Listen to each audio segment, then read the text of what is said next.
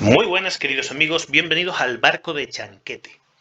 Igualmente, tú que estás viendo este vídeo tienes mucho que ver conmigo y sufres cuando recibes una derrota en muy pocos movimientos. Y en esos momentos te autotortures diciéndote a ti mismo qué malo soy, por Dios, nadie puede jugar peor que yo, ¿cómo es posible que me hayan ganado en 15 movimientos? Y por supuesto que esto resulta especialmente grave y doloroso cuando la derrota no va vinculada a que nos hayamos dejado una pieza o un mate, sino a que nuestro rival nos ha superado desde el principio hasta el fin en unos pocos movimientos.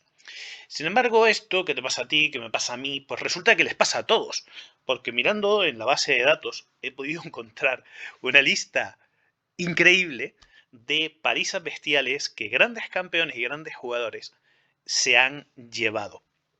Bueno, para ilustrar esto, vamos a empezar poniendo una partida que jugaron los grandes maestros Mamediarov y el ex campeón del mundo Gary Kasparov. Esto es una partida de Blitz. Comentaros, por cierto, que solamente vamos a usar partidas que se hayan jugado en torneos, en fin, de los que tengamos registro de que no es una partida que es un posible montaje o tampoco que sea una simultánea.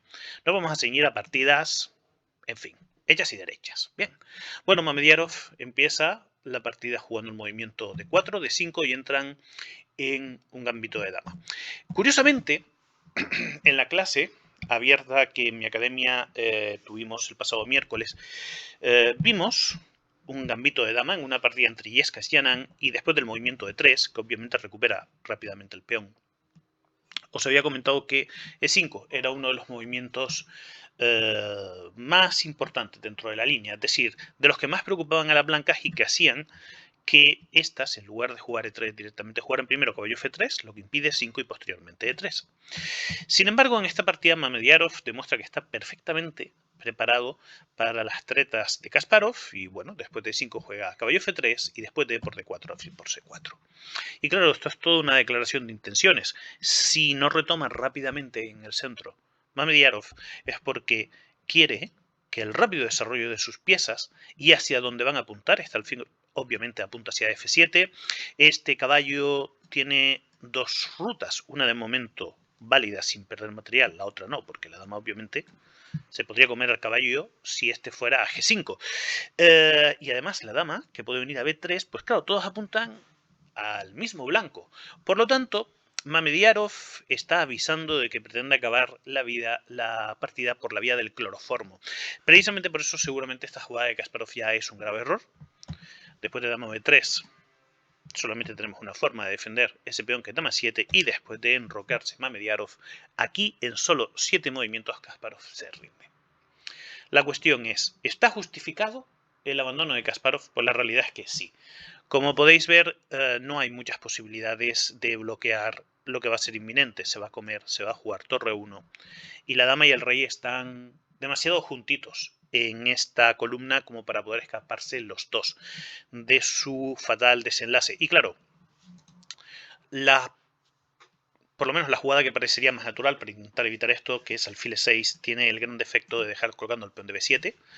Y bueno, después de alfil por e6, dama por e6, dama por b7, se toca la torre y si la dama viene a c6 para proteger la torre, la otra dama se cuela por c8 con efectos devastadores. De hecho, vamos a ponerlo para que podáis no solamente ver las flechitas, sino ver lo que podría haber sido un desenlace de esta partida. Después de peón por, está cayendo torre 1, cuando el rey viene de 6, el alfil viene a f4, si el rey sigue por d5, caballo c3 está en cartera, en fin, una auténtica masacre.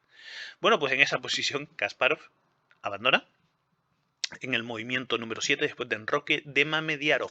Pero no es la única partida en la que Kasparov es barrido del tablero, porque todavía podríamos achacar esto a un simple error.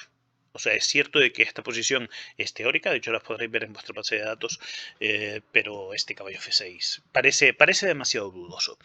En una partida que jugó contra Nigel Short, le ocurrió algo similar. Simplemente Short lo borró del tablero.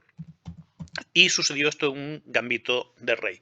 Después del movimiento de por F4, el movimiento principal, como todos sabéis, es caballo F3, ante lo que existe una variedad más o menos amplia de respuestas de las negras. G5 es la línea antigua, existe también caballo F6, el movimiento D6, que yo mismo jugaba cuando era un jugador infantil, pero el movimiento alfil C4 resulta de que también es una muy interesante opción. Usualmente, el movimiento caballo F3 se suele hacer con la idea de quitarle este jaque a las negras y de evitar perder el enroque. Pero no queda nada claro que lo que hacen las negras suponga una ventaja real para ellos. ¿Por qué motivo? Porque sí, es cierto que le han roto el enroque a las blancas, pero esta dama está muy mal colocada. Ya las blancas tienen ventaja de tiempo y con más ventaja de tiempo van a expulsar a la dama de esta casilla. Entonces, digamos que toda la posición negra empieza a ser sospechosa. Y bueno, Kasparov juega aquí el movimiento B5, un movimiento ingenioso, seguramente interesante y digno de analizar, porque claro, este alfil está demasiado bien ubicado en esta diagonal y es buena idea desviarlo a la siguiente. Después del alfil por B5 es evidente que el alfil aquí no ejerce una presión sobre un punto tan débil como lo ejercía en C4. En C4 estaba mirando F7, que está defendido solo por el rey. Aquí desde B5 mira un peón de G7 que está defendido por el rey, por el alfil, por el caballo. En fin, y si podemos desarrollar el caballo F6 también, pues resulta que el tipo se une a la defensa del pobre peón de D7. El de pálido era este. Por eso mismo el movimiento B5 de Kasparov parece que tiene bastante sentido.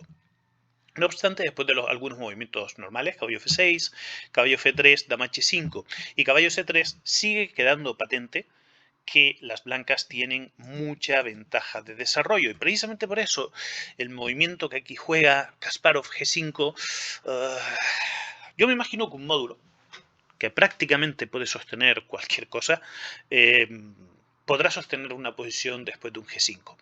Pero dentro de los cánones del ajedrez entre humanos, es evidente que esta posición de las blancas es tremendamente superior. Tiene un centro móvil, muy bien plantado, ninguna amenaza sobre él, piezas bien desarrolladas. El único pero está en que el rey impide que la torre pueda unirse a la fiesta. Pero claro, justo esto nos da también la señal de por dónde puede operar el blanco. Si esta torre no va a poder venir a sumarse al ataque a la columna, por ejemplo, E, puede siempre intentar hacer un H4 y tener este vis a vis con la dama negra, que no es nada cómodo. Por eso después del movimiento alfil B7 de Kasparov, Short juega el movimiento H4, que por cierto amenaza caballo por G5, porque después de dama por, podemos comer caballo por D1 y, en fin. Un peoncito de más, porque después de caballo por E4, pues vendría alfil por F4. Pero tal vez por eso el movimiento de Kasparov torre G8 va buscando, en fin, ofrecer una vía de resistencia contra estas variantes, pero Short continúa. O sea, ahora a la amenaza de caballo G5 le ha unido la de H por G5, porque tras rey G1 la torre de H1 ha quedado protegida. Y Kasparov juega aquí, por lo tanto, G por H4. Ya esto ya es pasarse de la raya. Es decir, resulta de que todas las piezas del blanco se encuentran ya listas para terminar su movilización. Esta torre era la única pieza que estaba colocada en una posición bastante torpe y resulta que ahora de repente se une a la fiesta. Y sí, mucha columna abierta para Kasparov, pero resulta que con un simple dama de 2 se frenan todos los ataques sobre esta casilla y ahora tenemos no a 3, tenemos a 4 y tenemos a punto de una quinta pieza que se va a unir, mientras que aquí Kasparov sigue teniendo un pequeño atasco en el flanco de dama, está el alfil que no sé nada, y ahora además una estructura de peones que, bueno, da gusto verla. Da gusto verla desde el lado de la blanca, a ver si me entendéis. Desde el lado de las negras uno ve esto y dice, Dios mío de mi vida, este jugador que está jugando con las piezas negras, esto es un escolar. Este tipo acaba bueno, le acaban de terminar de quitarle los pañales, ¿no? En suma, es un paquetillo. Y resulta que el que lo está jugando es Garry Kasparov. Agüita, ¿eh?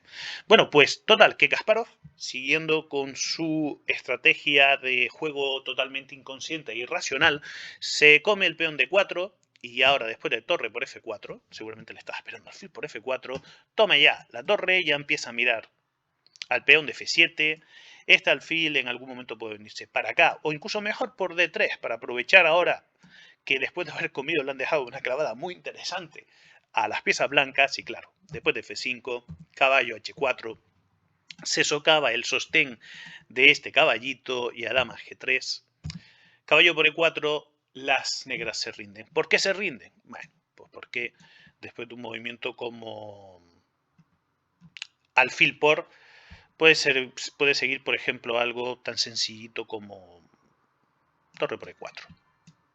Algo así. Y si rey de 8, bueno, pues nos podríamos comer ese pequeñín. Pero bueno, mejor todavía, antes de comernos molestamos al rival, ¿no? Los pulsamos de aquí. Y ya después, con tranquilidad de conciencia, podremos comernos a este campeón, que además nos permite proteger al mismo tiempo G2 y poder seguir comiendo al caballo B8. Todas las piezas que resulta que se había dejado Kasparov ahí, que estaba jugando con ellas de menos, pues resulta de que el blanco no les hace ningún asco, se las come y gana. Total, 18 movimientos para que Short le pasara el rodillo a Kasparov por encima. Bueno, pero no es solamente una cuestión de Kasparov. A Magnus Carlsen también le pegaron aquí un buen repaso, le dieron para el pelo. Bueno, esta partida fue en el 2005. En defensa de Carlsen se puede decir que era relativamente joven cuando jugó esta partida y que su rival además es un muy experimentado gran maestro. Yannick Pelletier es bueno, conocido en el mundo ajedrecístico por ser uno de los mayores especialistas teóricos que existen en el mundo. Además, en el panorama nacional es conocido porque uno de sus segundos fue Javier Moreno, un muy fuerte gran maestro. Y, en fin, veamos qué fue lo que pasó. Bien, la apertura es una defensa ninso-india.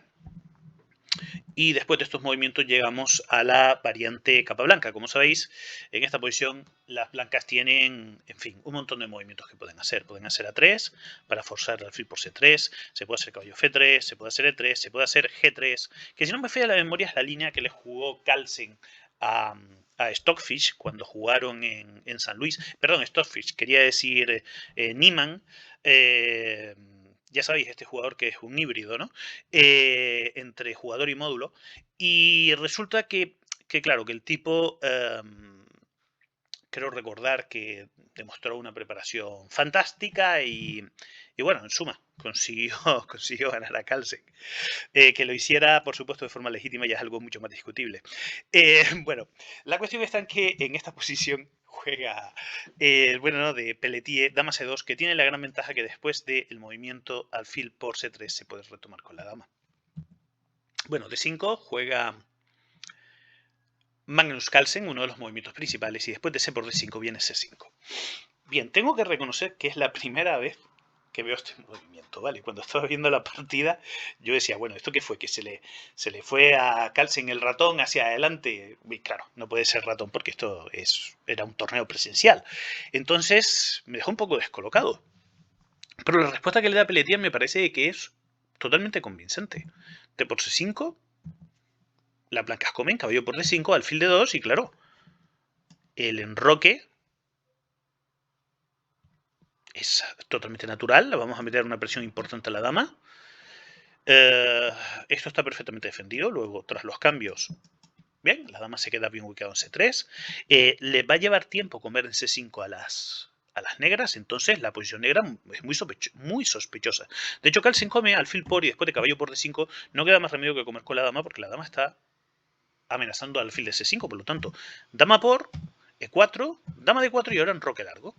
Y claro, aquí se ve claramente que alfil E3 supone un pinchito moruno que no va a ser nada fácil para las negras evitar. De hecho, después de caballo D7, alfil B5, de esta manera se rompe, claro, alfil E3, ahora este caballo ayudaba en la defensa, pero alfil B5 con la clavada resulta que hace inútil el esfuerzo de este caballo y después de enroque, alfil C3 se puede ver que tras que la dama coma...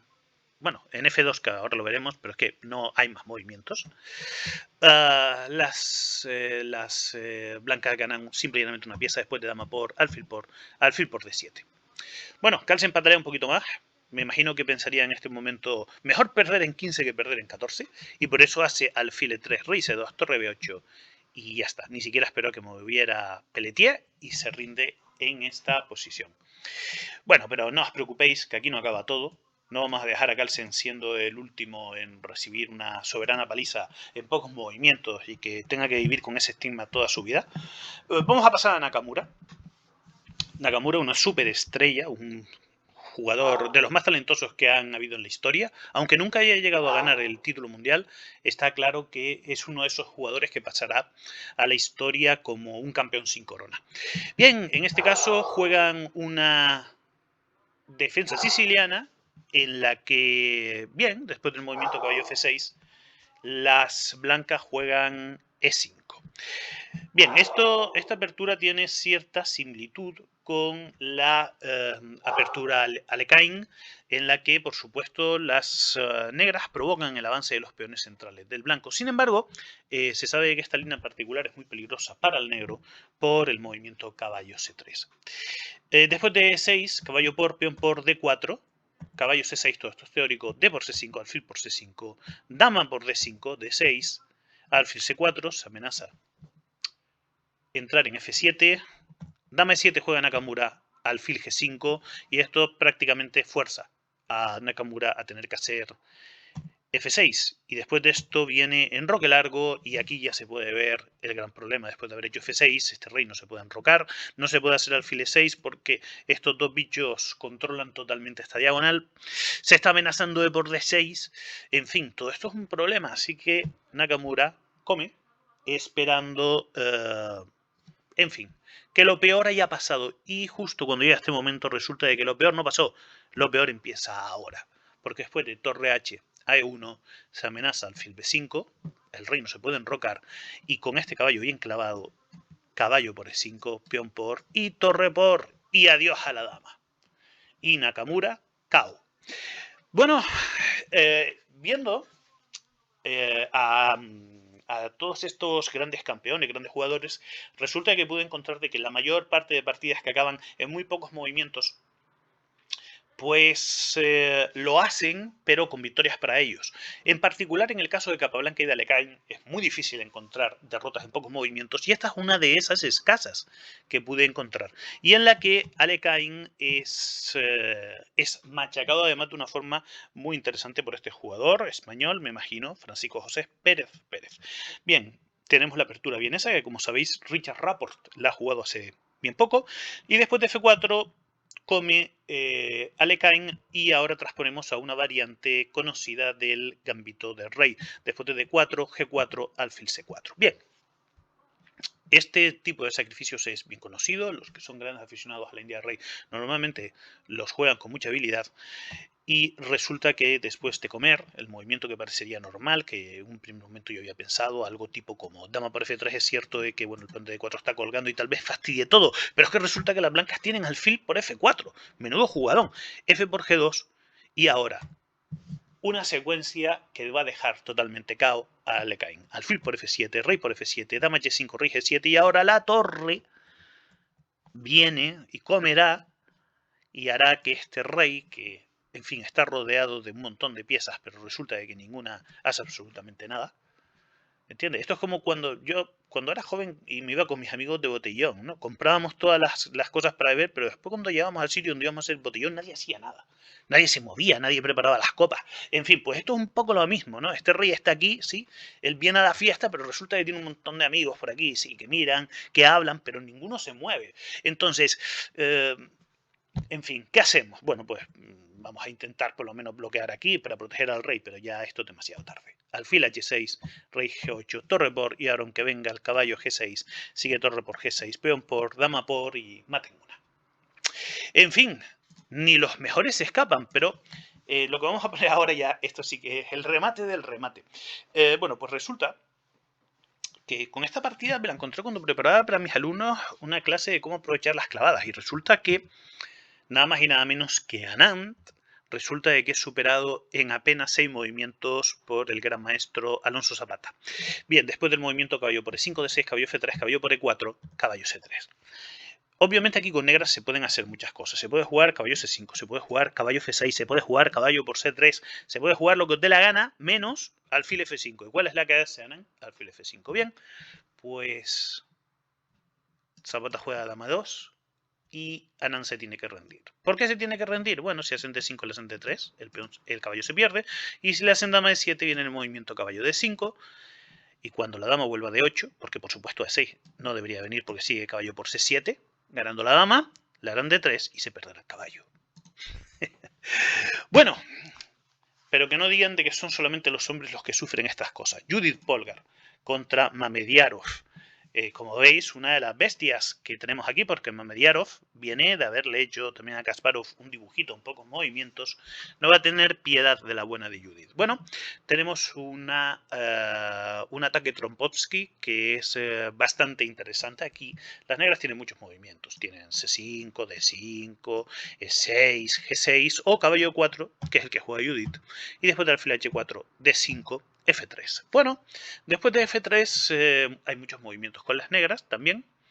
Bueno, muchos no, para ser exacto, se puede jugar caballo F6, G5 o caballo D6. Judith elige caballo D6, caballo C3 tocando el peón de D5, C6 y ahora E4. Y bueno, al ver esta posición, tengo que reconocer que no he mirado en la base de datos, pero da la impresión de que algo ha salido mal en la estrategia de Judith, ¿no? Bueno, dama B6. Yo me imagino que dama B6, más que para amenazar comer aquí, es para quitarse del efecto de esta diagonal, ¿no? Porque la verdad que esto, dama por B2, como que mucho miedo a un jugador de estos, de 2700 de estos, no. A ver si entendéis, nada. Por cierto, tengo que comentaros un pequeño chiste. Un pequeño chiste que a los solteros hará gracia y a los casados no. A Iván Chu le preguntaron una vez a qué se parece el matrimonio y él dijo, el matrimonio es como comer el peón de B2 en la siciliana variante Najdorf. Una variante en la que ocurre exactamente lo mismo. Te comes el peón y después el blanco te lanza todas las piezas al cuello por todos los tiempos que gana. En fin, un cachondo. El bueno de Basílica. Además veremos ahora que precisamente a Mamediarov le dio para el pelo, en pocos movimientos. Bueno, pues resulta que, claro, que efectivamente Judith lo que quería hacer era E6 para liberar hasta el fil. No mucho, liberarlo no mucho porque el caballo está aquí y encerrar a este. O sea, todo como vemos muy coherente, ¿verdad? Pues bueno, después de enroque de Mamediarov, a Judith la mejor idea que se le ocurre es abandonar el centro. Pues ya sabemos, si te ves en problemas, lo mejor que puedes hacer si tienes un hijo y la situación económica viene mal, pues lo mejor que puedes hacer es abandonarlo, ¿no? Entonces, bueno, Judith come en E4, Mamediarov come y, bueno, yo me imagino que Mamediarov aquí ya estaría pensando, ¿qué más queda, no? ¿Qué más puede pasar para que mi posición sea deseable de jugar? Tengo un centro potentísimo, ventaja de desarrollo. Seguramente él pensó, pues ¿sabéis qué? Para mejorarlo todavía, que Judith ponga piezas en posiciones sin defender para que pueda darle un bonito remate. Claro, Judith juega dama 5, seguramente porque le cae bien Mamediarov y después de rey B1, caballo de 7 viene el movimiento final, caballo de 5. No se podía hacer antes, pues estando el rey en C1, dama por D2 era jaque, pero ahora si se hace dama por D2 sigue caballo C7 y en fin. A dormir con los pececitos. Pero bueno, la clave está en que Mamediarov siempre no se puede salir con la suya. Tengo que reconocerlo. Esta partida la fui a buscar como venganza por haber machacado a varios de los grandes referentes que yo tenía en mi infancia, a Kasparov, a Judith Polgar. Judith era tan buena que no jugaba en el campeonato del mundo de mujeres, sino en el absoluto.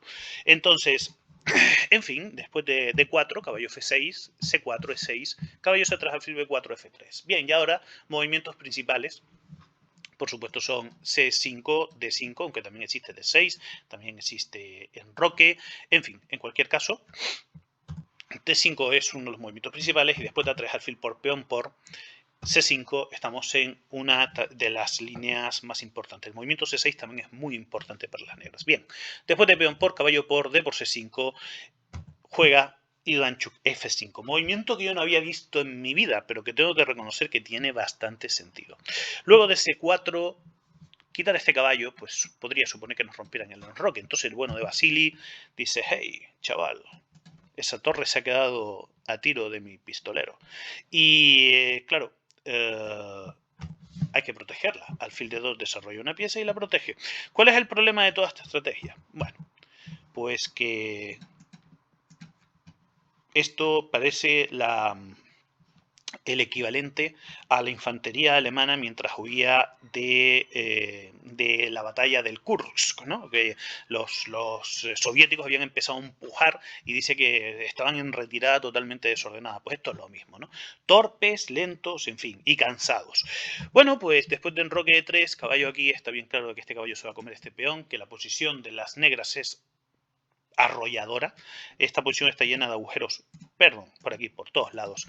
Y resulta que después de caballo H3, caballo por, además, el bueno de Mamidiarov no ve esto, juega alfil 2, caballo B3 y torre limpia para Vasily Ivanchuk. Bien, pasemos al siguiente. En este caso va a ser el bueno de Anatoly Karpov, uno de los mejores jugadores de la historia, que en esta partida va a sufrir una derrota, en fin, fruto de simple y llanamente un mal cálculo. Bien, el movimiento A3, como sabéis, que Kasparov fue uno de los que lo popularizó. Bien, después de este movimiento, alfil A6 fue una jugada que estuvo de moda durante mucho tiempo. Dama C2, alfil B7, es decir, ahora que la dama se ha descolocado, el alfil vuelve. Caballo C3, C5, E4. Bueno, esto desde luego no era la jugada que yo esperaba ver, pero bueno, me imagino que debe de ser algo teórico. Después de C por D4, caballo por D4, caballo C6, se cambian los alfiles, alfil F4, caballo H5, alfil E3, y aquí viene la madre del cordero. Resulta de que, bueno, después de haber hecho retroceder con caballo H5 al alfil, seguramente Karpov lo que pensó es, esta es una bonita casilla para poner mi alfil por aquí, intentar cambiar esos alfiles o llevar mi caballo, y por eso juega alfil D6. Que resulta de que es un gravísimo error. Tenemos dos piezas sin defensa. Siempre que habéis una pieza sin defensa, es más proclive a sufrir golpes tácticos, como este, dama de 1, y ahora a los dos muchachos a la vez no se les puede salvar. Y esto llega al final, muchachos. Vamos a ver una partida en la que a Mikhail Botvinnik le pegan una paliza de estas de las que cuando uno las ve dice, oh, me ha dolido hasta a mí, voy a ir al fisioterapeuta, aunque Botvinnik lleva mucho tiempo muerto, pues a ver si me arregla a mí los dolores que le tenía que haber arreglado a él. Porque, bueno, aquí tenemos un gambito Evans y después de B4 Botvinnik juega alfil. B6. Yo no soy un experto en el gambito Evans, pero sospecho de que si juegas alfil C5, muchacho, ya que estás aquí, tienes que ir por todo con alfil por B4. Lo cierto es que después de A4 parece que todo esto es bastante, o sea, jugando con la blanca es muy convincente, ¿no? Ahora, incluso el peón de B4, pues resulta de que no parece tan comestible por la debilidad del peón de E5. Botvinnik juega caballo F6 y el jugador Ilya Khan, que era muy conocido por haber conseguido derrotar a grandes campeones, le juega caballo D5, que toca a este alfil de B6 de forma muy molesta.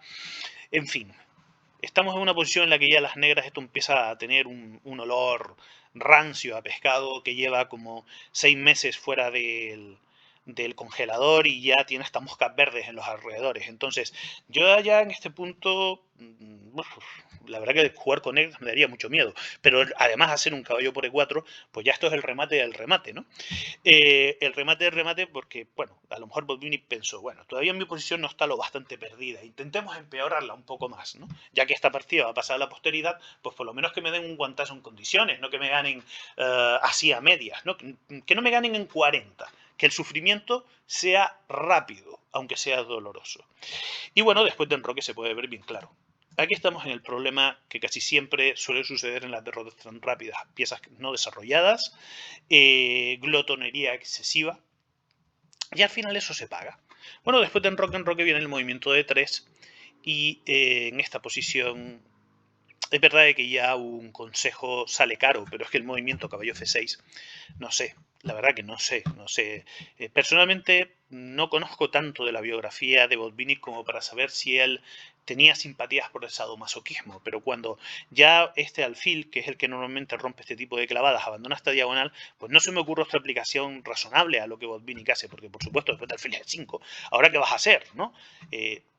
Esto realmente es angustioso, ¿no? A mí me genera ansiedad. ¿Qué hacemos ya con esto? Pues hacer lo único que puedes hacer es ver cómo tu rival te parte los dientes. Porque ahora, claro, después de traer este caballito por aquí, se va a venir para acá y, en fin, si el rival todavía juega algo como alfil E6, fijaos que todavía hay más madera. O sea, se juega H1, F4, abrimos la columna. Este pobre caballo, Dios mío. Bueno, total, que Botvini juega alfil G4, que ya es el remate del remate, porque esto lleva a la pérdida de material directa. Alfil por F6, dama C8. Fijaos de que alfil por D1, alfil por D8 supone la pérdida de una pieza, pero bueno, después de dama C8 ocurre lo mismo, pero en otro orden. Caballo por, tocamos a la dama, y después de C por B6 viene el movimiento F3, que amenaza la pieza del rival y nos da tiempo para huir con la nuestra. Por eso, alfil E6, alfil H4, caballo por peón, alfil E7. Ahora que el caballo no está defendiendo la casilla, hacemos la doble amenaza, damos E5 jaque, rey H1, torre E8, caballo E4. Ahora nueva doble amenaza, dama C6 y alfil por D6. Y aquí Botvinnik decide que, bueno, que ya está bien esto de estar haciendo de sparring para un mejor boxeador que él. En suma, chicos, espero que os hayáis divertido tanto como yo. La verdad que me lo he pasado bomba viendo esta derrota de estos grandes campeones. Y la próxima vez que me peguen una paliza en pocos movimientos, creedme que no me voy a sentir tan culpable. Un saludo a todos.